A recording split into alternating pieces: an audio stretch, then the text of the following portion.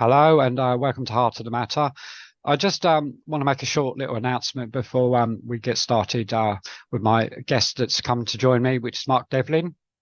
And what I'd like to share is that over the last few months, my mum's become increasingly sort of unwell. And then we found out that she was diagnosed with cancer and she passed away in sort of September time. So I just wanted to put that sort of out there to our viewers, and I just want to thank you for your sort of understanding and your patience. And looking forward to bringing some more podcasts to this channel in the next few months and in the near future as well, with Ahmed and with Chloe and other guests as well.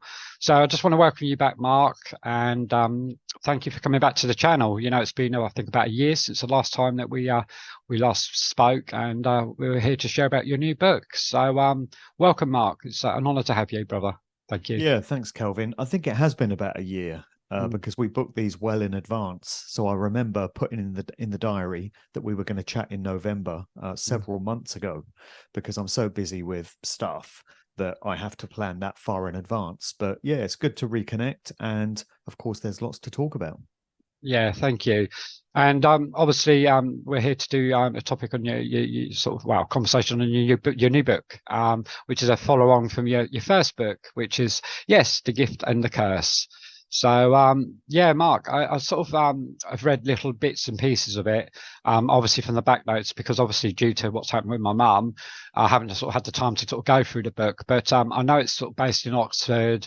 I know it's got to sort of do with the elites, and I also sort of know that there's a sort of a spiritual theme running through the book as well. So yeah, it'd be just great for you to share your insights on your new book, and you know, as I go through this with the viewers as well, I'll be learning as well. So I'm sure I'll jump in with some questions on as we go through the podcast. Thank you, Mark. Sure. So the book is a follow-up to the one that I put out in 2019, which was called The Cause and the Cure.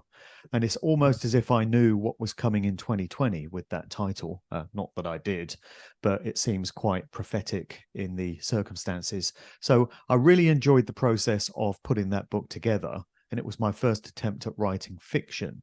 So up to that point, I'd written two of my musical truth books, which are obviously non-fiction, talking about what goes on in the world and the true nature of the music industry. So I just enjoyed this process so much that I always had it in mind that I wanted to do a sequel. So this is it. This is the second book, following up The Cause and the Cure. It's called The Gift and the Curse. I'm going to do a trilogy. So I'm going to finish off with another novel in a couple of years. I don't know what it's going to be called yet, but it's going to be The Something and The Something Else. So at least I've got the bits in there. Okay. So this one was called The Cause and the Cure, which is a variation on a house record called The Cure and the Cause by Fish Go Deep. And this one, The Gift and the Curse, was the title of a Jay-Z album. So I used to be a fan of Jay-Z back in the days when I was a hip-hop DJ, but I don't mess with Jay-Z anymore since I've discovered the true nature of what he's all about and what he represents. So this book, like its predecessor, is set in Oxford. So I was born in Oxford. Uh, it just seems like an ironic twist of fate that I happen to have come into the world in the place which is the breeding ground for the so-called Illuminati. So Oxford, of course, is where all the system players go to get their training and their indoctrination at Oxford University. So, you know, you had the likes of Osama bin Laden studied at Oxford. Bill Clinton studied there. And of course, prime ministers like David Cameron, Boris Johnson, they were all at Oxford. So it's definitely a place that churns out some of these key characters. I never went to college or university in Oxford. I just happened to be born there. So, contrary to what a lot of people think, there are regular folk in Oxford who are just like anybody else, who are not part of that establishment system. But it does remain a fascinating city in which to set a story because it's got so much history, so much heritage, and I know the place very well. So, the first story was set in the early 90s. I know the 90s very well because it was my favorite decade. So the story is in 1990 and 91. The world, as I'm sure you remember, Kelvin, was very different back in the early 90s. It just feels like a different lifetime, a different existence. And in the new book, it moves on 10 years to 2001. and it's set against the backdrop of the events of September 11th. So we've got many of the same characters that I created for the first story, and we find them 1 decade on having to deal with the zeitgeist of the times. Things have shifted. The news of the 9/11 attacks has just come in, and the basis of the storyline is that the characters discover that there's a plot underway to stage Oxford's very own version of 9/11. And it's designed to exploit all the paranoia about Muslims that was around at the time, and really just use that to the extreme and get this attack blamed on them. So I won't reveal every aspect of the story, but of course I have to reveal that the building in question that the elites so-called plan to blow up is this one. It's a very iconic building in Oxford. It's called the Radcliffe Camera. It was originally a reading room and a library. It's very distinctive. It looks a little bit like the Capitol building in Washington, D.C. And so we've got this so-called elite secret society network known simply as the Order, as in New World Order. So in the first book, I introduced the concept of the Order, and Oxford serves as a microcosm of the world. So everything that happens in the city within the ring road is a representation of what's happening in the wider world. So you've got the Order, and they run every aspect of things in Oxford. And of course, that's a representation of what happens in the world. We have various networks and various groups who are really calling the shots. You know, Rishi Sunak is not running the UK. He answers to higher powers and overlords and masters and does their will. And it's the same in every country around the world. So in the story, this becomes apparent. And within the Order, you've got people who have very respectable outward positions in terms of their interface with the public. So the main guy that I've introduced, and many of the names, by the way, of my characters are coded, so the names mean something. One of the less subtle names is a guy named Eugene Nix. Get it? Eugene Nix. And so he's the head of the Order. And by day, he's the Lord Mayor of Oxford. So very respectable facade. But at night, he attends these rituals, these ceremonies at the Hellfire Caves in West Wickham, just outside High Wycombe. That's about 20 odd miles just outside Oxford off the M40. And in the book, I've got the Order holding their meetings in this place. Now, this place is very real. And actually, all the locations that I have in the book are very real places that anyone can go to and visit for themselves. And I do plan to do some walking tours of Oxford in the next few weeks, where I take a small group of interested people around some of the sites where the story takes place. So you've got this guy who's a mayor by day, but he's running this occult mystery school secret society in his spare time. And then you've got a guy who is the head of the Anglican Church. He's a bishop in Oxford, but he's a part of that system as well. And at that meeting at the Hellfire Caves, you get to meet the managing director of the main radio station, the main TV station, the proprietor of the main newspaper in Oxford. You get the head of the police, you get judges. And of course, this is a representation of society in general as well, because people in these kinds of positions are behind the scenes, really running the show and dictating what goes on in the world. So once again, in this story, Oxford just serves as a symbolic representation of the world at large. And I've got the main characters, and the responsibility falls on their shoulders to prevent this terrible event from happening. There's basically 6 of them. So this small group of 6 people realize that the entire fate of everyone else in the city, and therefore in the world, depends on them taking right action and doing what they know they must. So I'll pause there in case you want to jump in and ask me anything else. Yeah, it sounds like a very common theme, Mark. From me and my journey and what I've gone through. As I know, myself, that I've learned not to be one of these people that's on the chessboard, as they say, because we see the bigger picture. And yeah, it's very insightful, very, very insightful. And what can I say, Mark? It's no surprise to me. Put it that way, brother. No surprise. Yeah. Sure. Yeah. So in the names, like I say, you've got some clues as to the true nature of the characters. So you learn something about them from their names. So I won't reveal all of them, but some of the recurring characters from the first story that come back in this one are Verity Hunter, first of all. So she's a black female.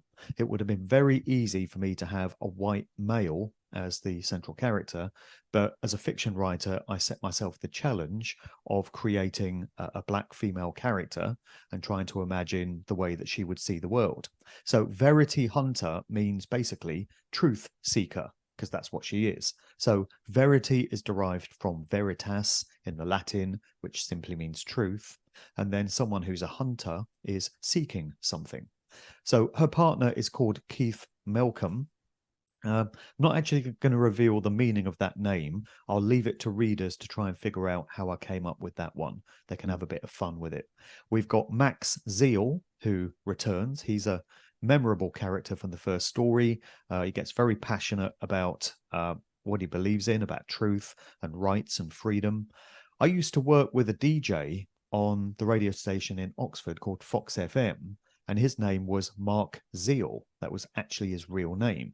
So I've sort of taken his last name and called this guy Max Zeal, because zeal means passion, when you've got a real passion for something.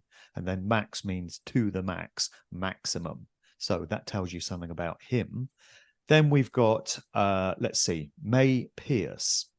So in the first story, she was a police officer, and she came to realize the error of her ways when she realized that she was actually serving Satanists and pedophiles. And she, came to this startling knowledge about the true nature of the police as an institution and what they're there for. So the word police is actually derived from policy, because officers are enacting the policies of the real rulers of this world. So when we hear about police officers serving and protecting, we think that means they serve and protect the public. No, they serve and protect the elites. That's their job. So this character, May, comes to realize this. Her name means May pierce, as in she may pierce the veil of illusion and see what lies on the other side. And in the first story, she does indeed do that. But in this story, she's a very troubled soul. And the other one that I have introduced is called Danielle Motz. So her name means something as well. Danielle Leslie Motz. I'll leave people to work that one out. But she is a 21-year-old former student. She's just graduated from Oxford Uni. She's high-functioning autistic, so what used to be referred to as Asperger's. And this gives her some quite unique insights and perspectives on the world. She's very good at piecing together clues. She's very good at spotting patterns, particularly in words. And she thinks that she's come up with some little indicators of what's planned to happen in Oxford. So she joins together with Max Zeal and the others and becomes part of this group. And then the sixth one is Verity's cousin, Drew Hunter. So he was in the first book as well. And in this one, he is in a relationship with May Pierce, and the six of them are charged with the responsibility of putting down this terrible plot that they realize is about to happen. Something else that I've introduced in this story is a lot of background to the characters themselves. So I feel I've really developed them as people, and I've given them all a past. And as part of the narrative, I've got some flashback sequences. So in the first book, each chapter started with a date, and it was 1990 going into 1991. And in this story, everything's got a date as well at the start of the chapters. So you go 25th of August, 2001, which is where it starts. And that was the date of the death of Aaliyah, the R&B singer. She died in a plane crash in some quite fishy circumstances on the 25th of August. So we find Drew DJing in a club in Derby, and this other DJ crew comes along with the news, and they say, oh my God, we just heard Aaliyah's been killed in a plane crash. And this is a representation of my own experience, because on that date, I myself was DJing in a club in Derby, and this other DJ crew came up. They were called the Firing Squad, and they gave me the news of Aaliyah. So that's where the story starts. And then it progresses through the dates. So we go to 10th of September 2001, then of course 11th of September 2001. And as the reader goes through, you see, you know, various dates: September 2001, October 2001, June 1977. And you're like, what? June 1977? What's going on? And then you will realize that it's a flashback sequence to the past of one of the characters. So Verity gets a flashback to 1977. Max Zeal gets a flashback to 1967 because he's a little bit older. We have May Pierce getting a flashback to 1979, and we have Keith getting a flashback to 1980. And each of these flashback stories tells you something about these characters. They were children or teenagers at the time, usually to do with their relationship with their parents. And this goes some way to explaining how they turned out the way they are and how they've got the value system that they have in the world. So it's a reflection of how all of our own past experiences shape the way we view the world and the way we behave. And also our relationships with others, you know, they're very important. So I've got some soul searching going on with these characters. They're having to look deep within themselves. They're having to face some past traumas, and they're having to work through them in order to get the job done. And of course, this is a reflection of what life is like for all of us. We've all got past traumas that need healing. We've all got past experiences that have shaped us into the adults that we now are. And I just wanted that element of things to really come through in the story. So hopefully that's an interesting addition to the narrative that people are really going to find of some benefit.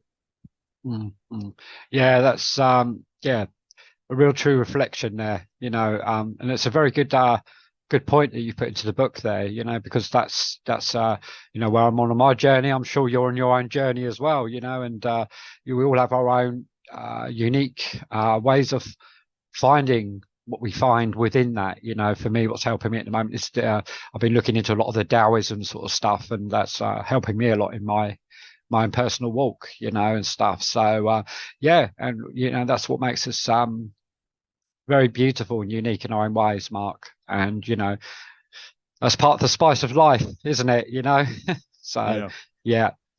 Yeah, it's not easy. This lark they call life. It's not an easy ride.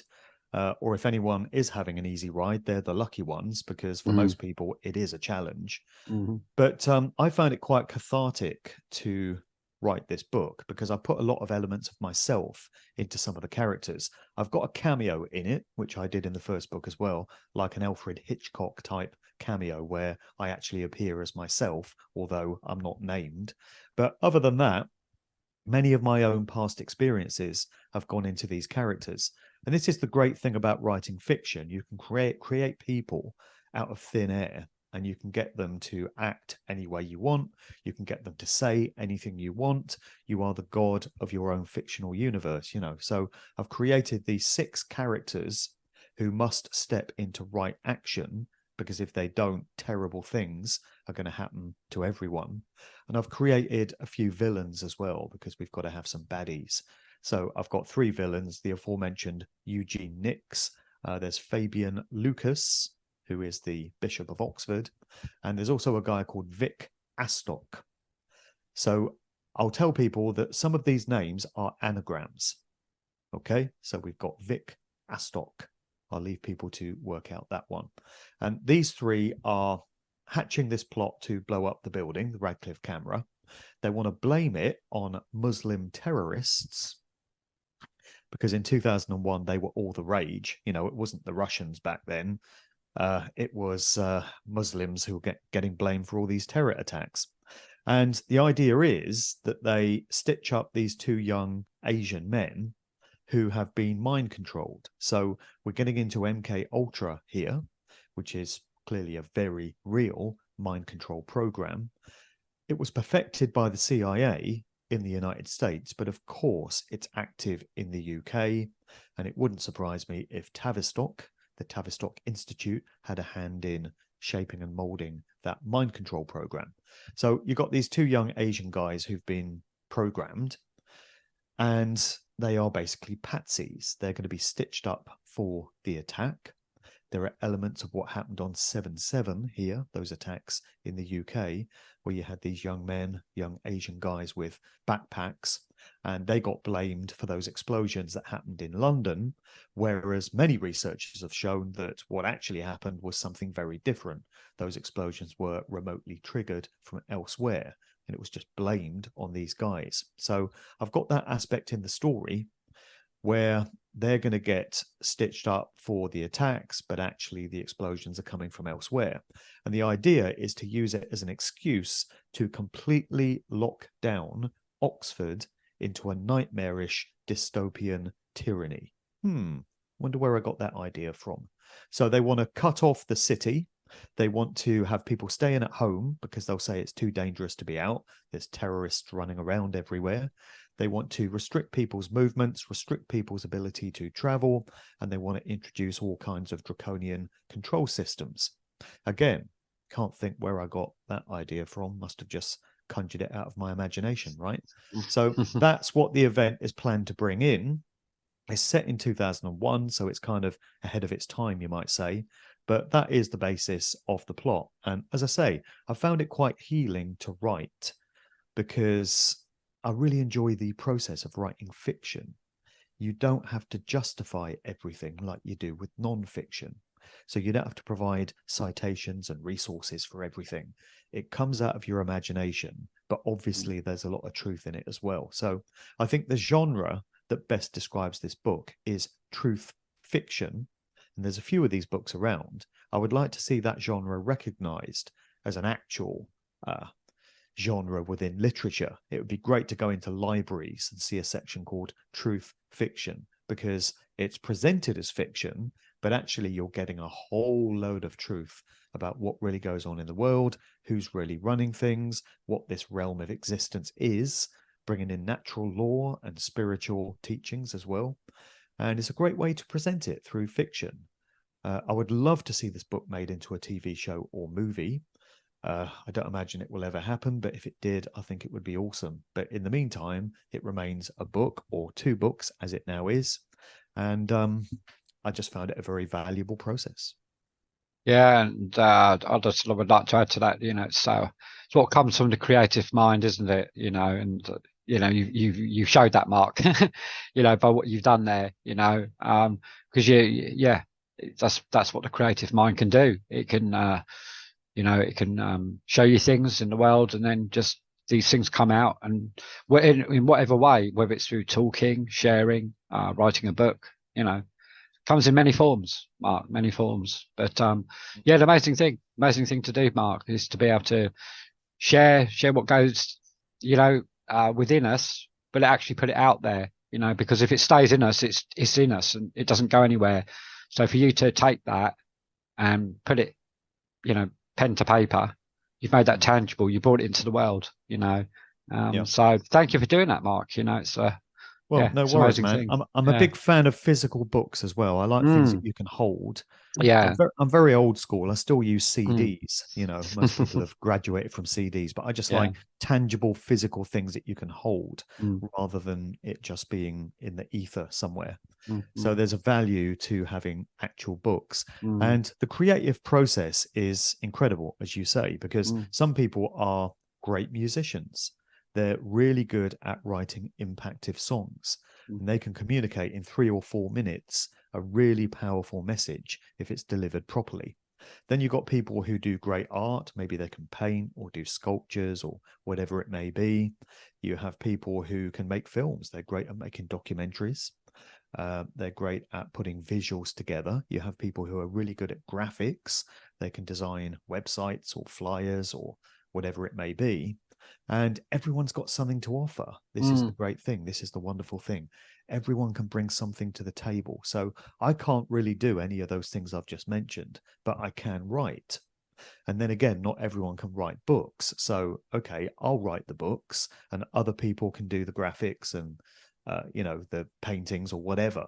As long as we all contribute something, then, we're headed to a very good place, I would say, as long as it all stays rooted in the values of truth and freedom. Because there's a lot of us out there now, mate. There's more than we would realize, I'm sure. And a lot of these people will be sitting at home feeling very isolated. They probably can't talk to their friends or family or colleagues about what they've come to discover regarding the world and the true nature of these lives and what we're all doing here. But there's many other people like them.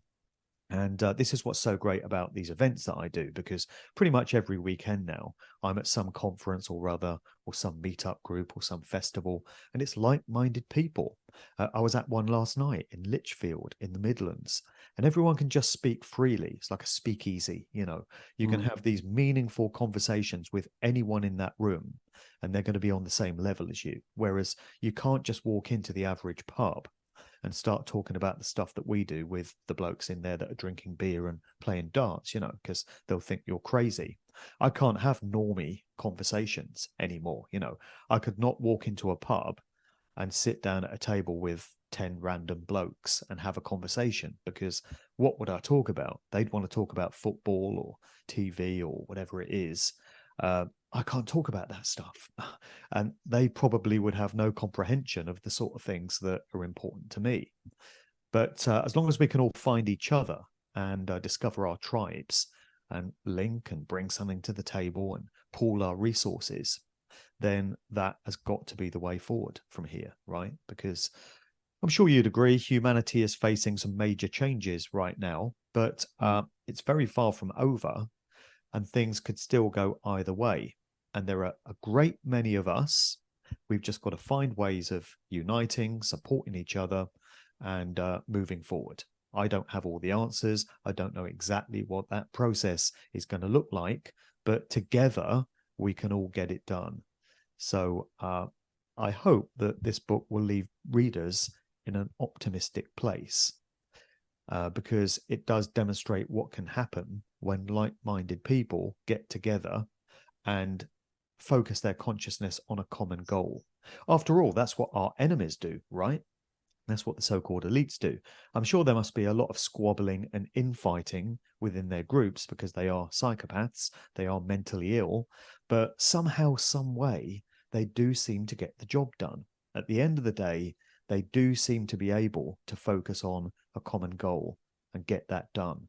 And we, the rest of us, who are absolutely massive in number, need to learn those disciplines. And we need to be focusing our will and intent and consciousness on what we want to create. And the point at which enough of us realize that and start applying it is the point where we really start winning, and this insidious control system that we have is going to be on the way out. It is on the way out anyway, but we can quicken that process if we choose.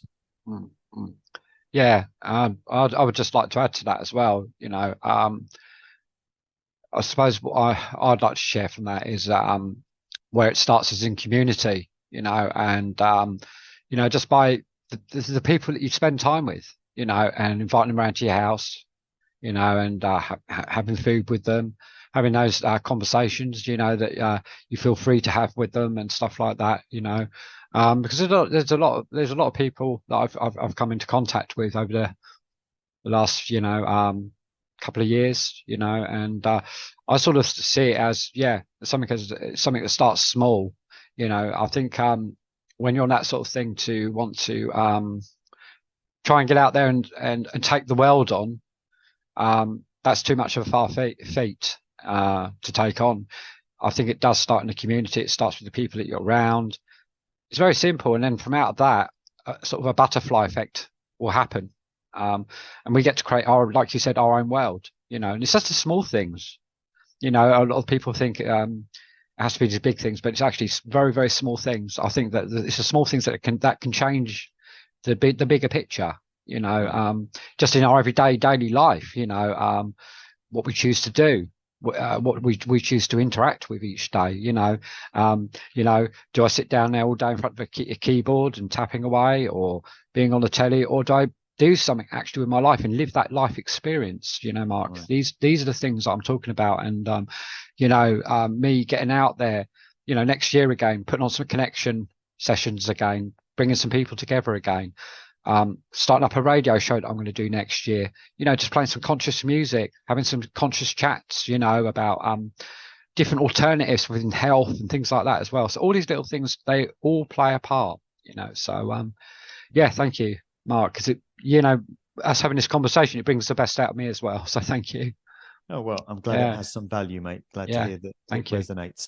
So our generation, I'm talking about the generation of adults in the world right now, Generation X, we're called, people that were born around the time that we were, have a huge responsibility placed on our shoulders. It will be Gen Z's turn soon, my children's generation.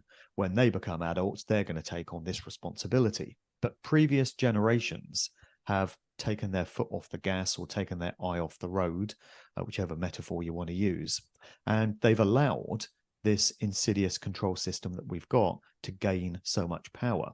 And because every single previous generation failed to put this control system down, we now have that responsibility to do ourselves. And really, we're reaching the end of the road in terms of where these sickos have always wanted to take things. I really feel that the culmination of their plans, which have been getting cooked up for so long, literally centuries actually, are happening right now. So we're very, very close to where they want to take things. Their final solution, if you like, which is having all of us living in these smart cities, in these human settlement zones, as they call them. It's all United Nations Agenda 2030, WEF, Great Reset, this kind of stuff. 5G, smart grid, controlled everything, monitoring and surveillance, digital currency, a social credit score system. Your every purchase, your every move is tracked and monitored, and your freedom of movement is severely restricted. That's where they want to take things. Not saying it's going to happen, because the plan is so crazy and so insane and so audacious that I just can't imagine how they're ever going to be able to pull it off.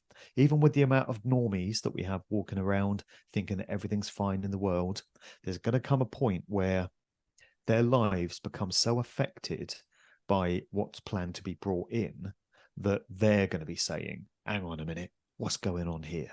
There's no way they're going to allow this to come to fruition.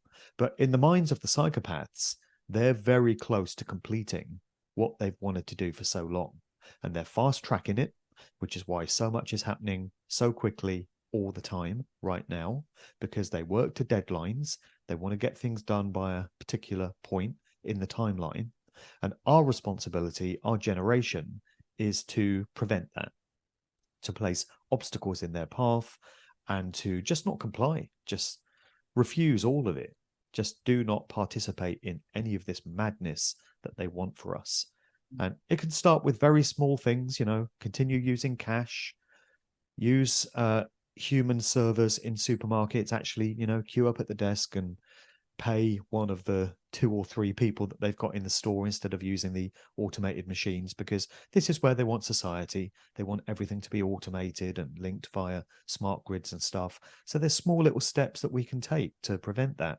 Use local traders, support people in your community if you can, avoid the supermarkets if you can. Just these little steps.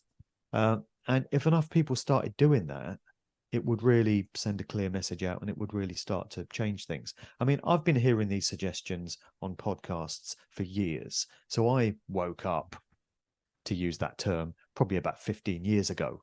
And even at that point, I heard guests on podcasts saying, oh, there's little small steps that we can take to prevent this. And here we are 15 years later, still having to reiterate those points. But people are coming to these realizations who really can walk around in 2023 watching the BBC Evening News and thinking everything's just fine and dandy in the world? Who believes that things like Russia and Ukraine, Gaza and Israel just happen? You know, they just blow up randomly and it's because people just can't get on with each other. Who really believes that these sort of things aren't planned and aren't orchestrated because they're part of some bigger agenda? People are twigging, people are catching on, and that's only going to continue. Unfortunately, while it does, it's a waiting game for all of us, and we're having enforced lessons in patience. I'm not a very patient guy, never have been. One of the life lessons that I'm being forced to learn is patience, is that things take time.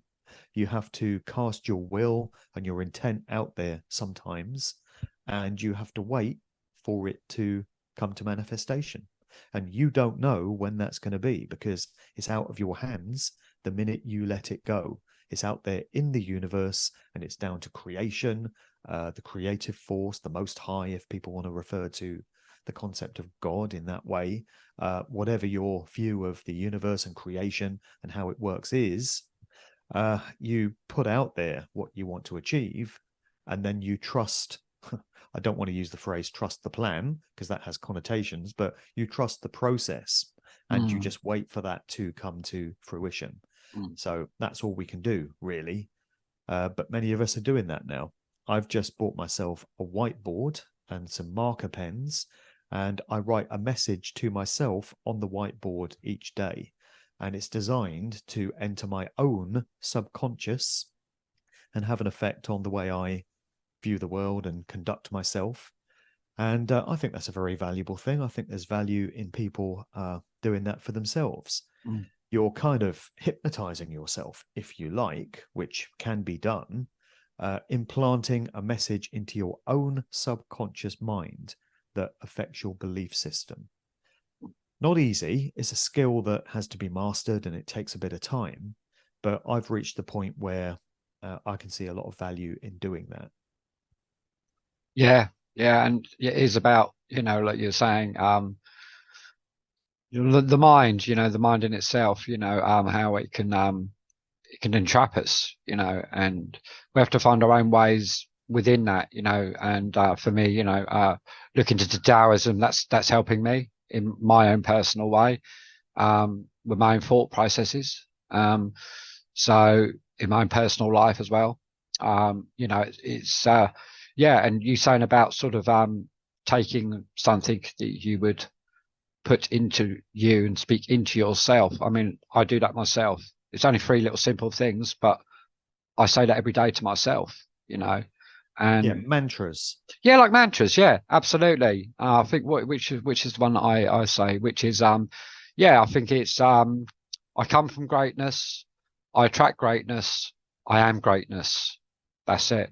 And yeah, just that in itself, just speaking that into me each day, it feels like I'm connecting with the universe, the all, the source, whatever you want to call it, the way, that's what Taoism, but it all goes beyond words, as we know, Mark, but yes, all these things help. Even a friend the other day was around here and he said, some of these things that you share, why don't you write them down? Like you were saying, put them on a fridge, and yeah, speak those things into you each day, remind yourself of those things each day. And I think those things do help. Yeah. So yeah, absolutely aware with you on that, Mark. Yeah. Well, I'll just share with the viewers the message that I've got currently written on the whiteboard, because it might help people in some way. So I've been through a few tough times in the last few days, few challenges. We all face them. They differ from person to person, but life can be difficult. We have bad days, Absolutely. You have to get through them somehow. So I've written on this board, aren't the good times always worth making it through the bad ones to get to experience? So you have to ride out the storm. You're having a bad day. You just have to accept that it's a bad day. Okay. And you've got to get through it. But there's something on the other side. And there's a very strong chance that tomorrow will be a much better day. And at some point in the near future, you've got some great stuff to look forward to. You've just got to trudge through this bloody storm, this shit Yeah. that you're going through to get there. So that's one message. Mm. And then I've written to myself, don't I always find a way, no matter how hopeless things can seem? Doesn't the universe always provide in the end? And so that's a message that I'm just trying to soak up into my subconscious, because our minds can be our greatest enemies. If we let our minds run amok, there's all kinds of chatter and nonsense that can go on there. There's all kinds of negative messages and negative thoughts that can just rampage through your mind if you let them. So you have to take control of your own mind and make sure it's not working against you, but it's working for you. And again, that's not an easy process. I don't claim to be any kind of master at that. I'm a work in progress myself. I've got a lot to do on that front. But we have to gain control of our own minds. I do talk a lot about mind control because that's come up in my research into the music industry and what really goes on, MK Ultra and Monarch programming and all this kind of stuff. So I understand exactly how that works, how to mass mind control huge populations. That's what gets done through social engineering, culture creation, coming out of the likes of Tavistock and the CIA and Stanford Research Institute and all these places that specialize in all that stuff. So I understand how mind control works on a mass basis to affect the perceptions of huge groups of people, entire populations of nations. That's been going on a long time. But in terms of individual mind control, that's when it becomes more convoluted, I guess. That's where, a skilled hypnotist can really get inside your mind. So you kind of have to trust them if you're giving them the key to the dark recesses of your mind. But on that personal one-to-one basis, a lot can go on in your mind. So you've got to make sure it's not working against you. You've got to make sure you're telling yourself the right messages, and you've got to try and stay on top of things and try and stay positive and in control. So again, that's something that I'm trying to improve in myself. And we all go through it. This is a message that I'm sure is going to resonate with a lot of people watching this, and everyone will have their own coping mechanisms. And that's fine, whatever method you've got of coping, of making it through, so long as you're causing no harm, so long as whatever that coping mechanism is not inflicting any kind of harm, damage, or loss on anyone else, then it's fine. It's whatever gets you through the night, right? That was a John Lennon song lyric. Whatever gets you through the night, it's all right. It's all right. As long as it's causing no harm, if you've got a way of making it through and you can cope and it gets you from one day to the next, then, knock yourself out, fill your boots, as far as I'm concerned. Absolutely, Mark. Wow. And, that's so good to sort of come to the end of this podcast on a sort of a positive note, because again, it's all these little things that help, and whatever it may be, even like I said, I'm sort of studying Taoism at the moment, and that's really helping me in my life. But one of the things I'll say is there's no right or there's no wrong way in Taoism. It's your way, and that's just how I look at it. You have to find your own personal way within that. So, yeah. Well, it's as long as it causes no harm, damage, or loss to Absolutely. another living sentient being. That's the golden rule. Yeah. If it causes no harm, it's a right. It's a right in creation. Yeah. The only point at which it stops being a right and it becomes something that you should not be doing is when it inflicts on somebody else against their will. So absolutely. It is very simple. It's a very simple message. Yeah. And this is it. When you, and again, I look into these things, and I think, that's so simple. Very simple messages, very simple. Is unfortunately it's us that gets in the way. It gets in the way of ourselves sometimes. This is the problem. But when you start to see these things and these things come in, they are very simple. They're uncomplicated, Yeah.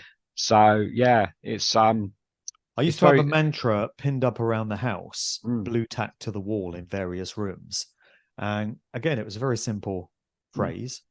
Do not treat others in a way you would not wish to be treated yourself. And it was designed for my daughters, to try and instill that message in them. And just imagine if everyone in the world, Mm, bar the psychopaths, because you can't help a psychopath, but if everyone else in the world would just observe that very simple rule. mm, If you wouldn't want it done to you, don't do it to someone else. mm. It's that simple. It really is, isn't it? If you don't Mm, want to be assaulted, if you don't want to have your rights taken away, if you don't want to be stolen from, if you don't want to be defrauded, if you don't want to be told lies and deception, if you don't want to be duped, if you don't want to be conned, if you don't want to be exploited, don't do that to anyone else. And if everyone would observe it, just imagine how much better this world would be. But for some reason, we've got egos getting in the way. We've got what people will term human nature, competitiveness, backstabbing, jealousy, envy, all this kind of stuff, all these negative emotional states that people find themselves in, and past traumas coming back to haunt them, creeping up on them like a mugger in a dark alley. And because of all that stuff, people just don't seem to be able to follow that rule, that very, very simple rule, the golden rule. But if only they would, if only we could get back to that. That's what should be getting taught in schools. It's clearly not. But imagine, if every child in every school around the world were taught, do not treat others in a way you would not wish to be treated yourself. Imagine them having that mantra every single day that they go to school.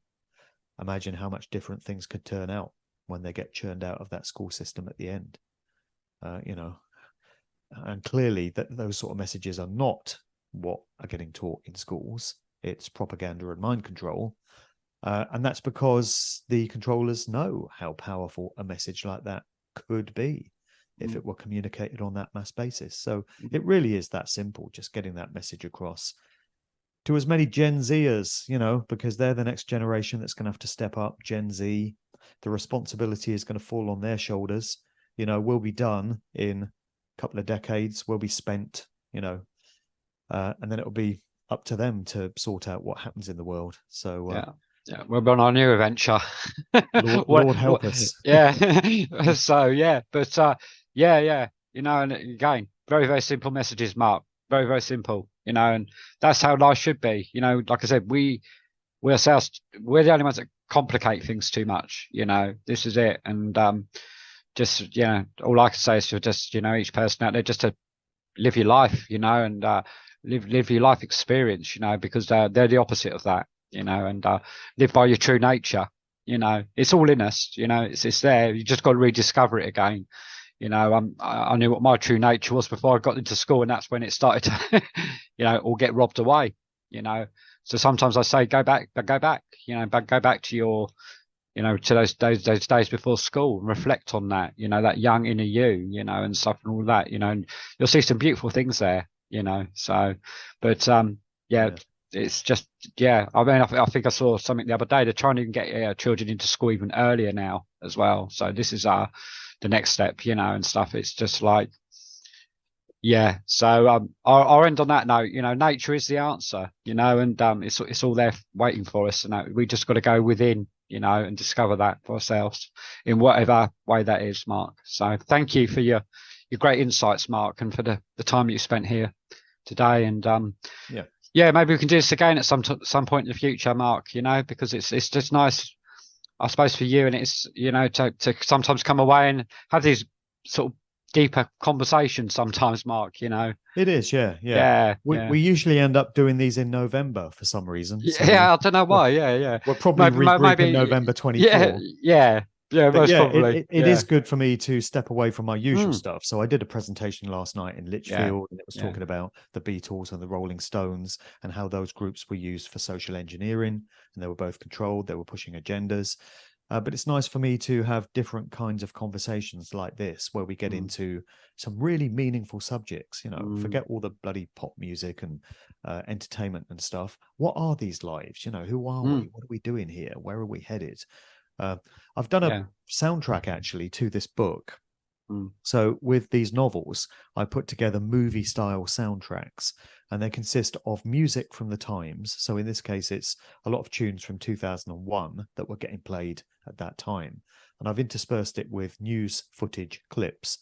So you got things like George Bush and Tony Blair talking about the 9/11 attacks and all this sort of stuff. There's a lot from Bill Cooper, the late, great Milton William Cooper, who was this US Marine and Navy intelligence guy who became a whistleblower. He became very disillusioned with what he'd come to discover about the true rulers of society.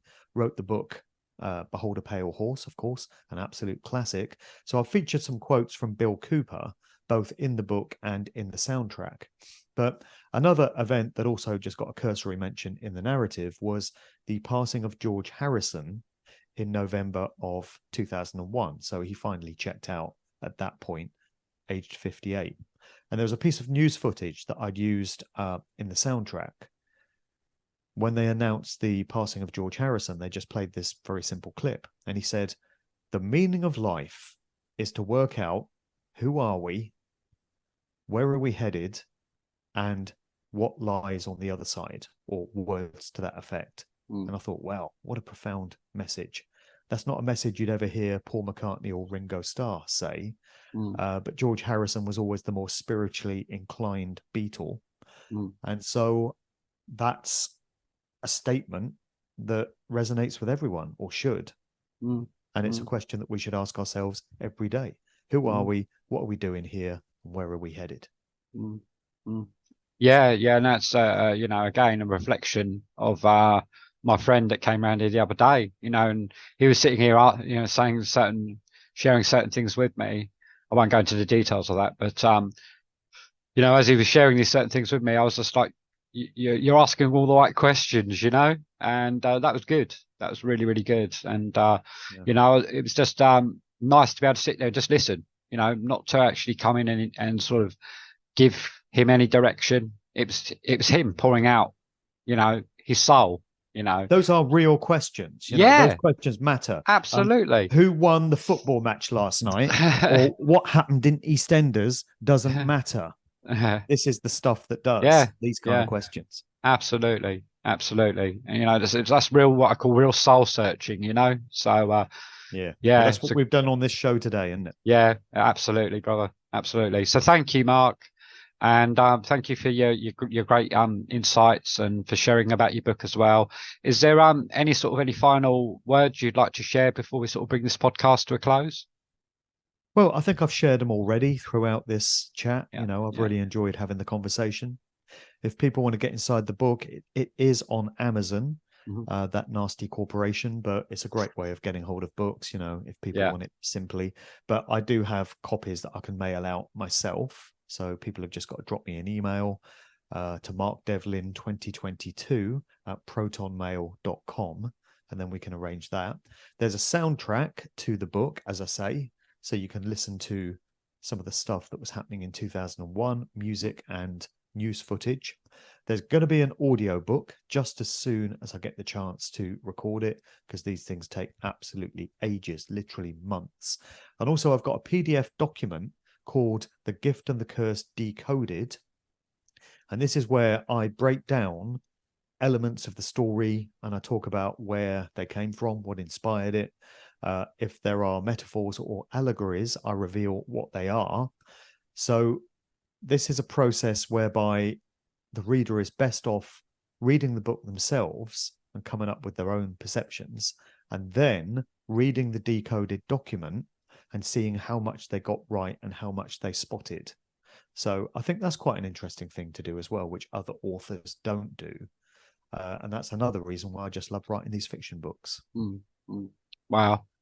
Well, thank you, Mark. And also, we obviously know as well. You still do. Do you still do you share your sort of your mixes and stuff on Mixcloud? Is that right and stuff? Yeah. You do your sort of weekly thing there, don't you, as well and stuff, Mark? Yeah. So I do. Yeah, I've got a show called The Sound of Now. Yeah. I really love doing that. I've actually got to do a new episode tomorrow. Okay. This is Soulful Uplifting House.